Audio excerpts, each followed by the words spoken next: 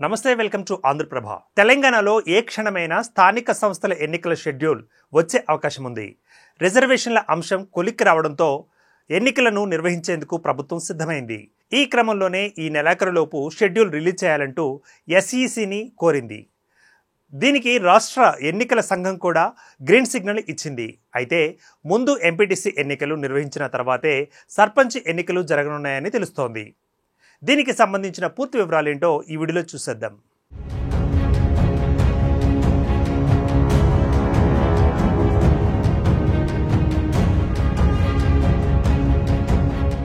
స్థానిక సంస్థల ఎన్నికలను ఎట్టి పరిస్థితుల్లోనూ పూర్తి చేయాలని భావిస్తోంది రాష్ట్ర ప్రభుత్వం.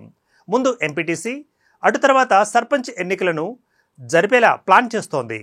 ఈ రెండు ఎన్నికలను కేవలం వారం వ్యవధిలోనే పూర్తి చేసే యోచనలో ఉంది. మరోవైపు రాష్ట్ర ఎన్నికల సంఘం కూడా రెడీగా ఉంది. ఇప్పటికే ఓటర్ లిస్టు, పోలింగ్ స్టేషన్లు, సిబ్బందికి ట్రైనింగ్తో పాటు బ్యాలెట్ బాక్సులు వంటి అన్ని ఏర్పాట్లను పూర్తి చేసుకుందని సమాచారం.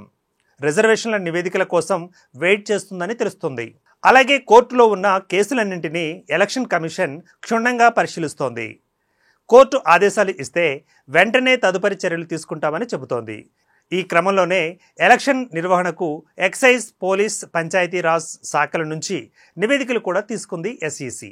ఇందులో భాగంగా లోకల్ బాడీ ఎన్నికలపై రాష్ట్ర ఎన్నికల సంఘం కీలక సమావేశం నిర్వహించింది. స్టేట్ చీఫ్ ఎలక్షన్ కమిషనర్ రాణి కుముదిని అధ్యక్షతన ఈ భేటీ నిర్వహించారు. ఇందులో స్థానిక సంస్థల ఎన్నికల నిర్వహణతో పాటు ఎలక్షన్ బందోబస్తు, రిజర్వేషన్లపై ప్రత్యేకంగా చర్చించారని సమాచారం.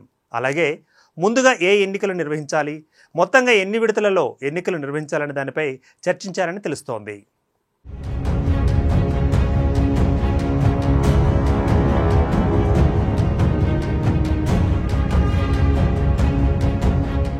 తెలంగాణలో బీసీ రిజర్వేషన్ల జీవోను కాంగ్రెస్ ప్రభుత్వం రిలీజ్ చేసింది. స్థానిక సంస్థల ఎన్నికలలో బీసీలకు 42% రిజర్వేషన్లు కల్పించింది. ఈ మేరకు జీవో నెంబర్ 9 పేరిట ప్రత్యేక జీవోను సైతం విడుదల చేసింది.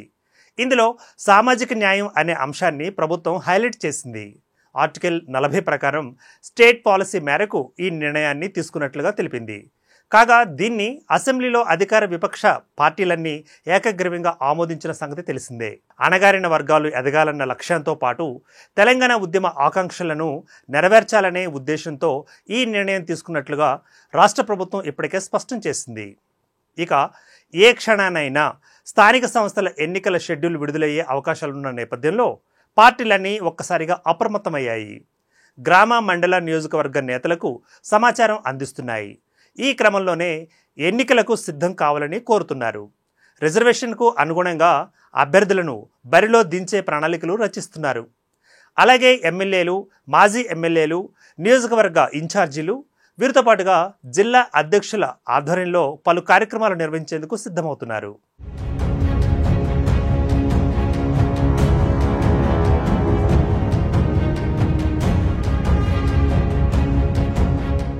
ఓవైపు అధికారంలోకి వచ్చిన తాము అమలు చేస్తున్న సంక్షేమ అభివృద్ధి పథకాలే విజయాన్ని తెచ్చిపెడుతుందని కాంగ్రెస్ ప్రభుత్వం ధీమాగా ఉంది. మరోవైపు కాంగ్రెస్ పార్టీ ఎన్నికల సమయంలో గ్యారంటీ పేరుతో మోసం చేసిందని ప్రతిపక్ష పార్టీ బీఆర్ఎస్ ఆరోపణలు చేస్తోంది. ఈ క్రమంలోనే కాంగ్రెస్పై బాకీ కార్డు అస్త్రాన్ని కూడా ప్రయోగించింది. అటు బీజేపీ కూడా స్థానిక సంస్థలలో కొన్ని స్థానాలలోనైనా పాగా వేయాలని భావిస్తోంది. ఇందుకోసం ప్రత్యేక కార్యాచరణ రచించి అడుగులు వేస్తోంది. మొత్తంగా స్థానిక సంస్థల ఎన్నికల షెడ్యూలుకు సమయం దగ్గర పడుతున్న నేపథ్యంలో పార్టీల మధ్య ఎత్తుగడలు, వ్యూహాలు ఉత్కంఠంగా మారుతున్నాయి. దీంతో రాష్ట్ర రాజకీయాలు పీక్స్కు చేరుకున్నాయి. పొలిటికల్ హీట్ కొనసాగుతోంది.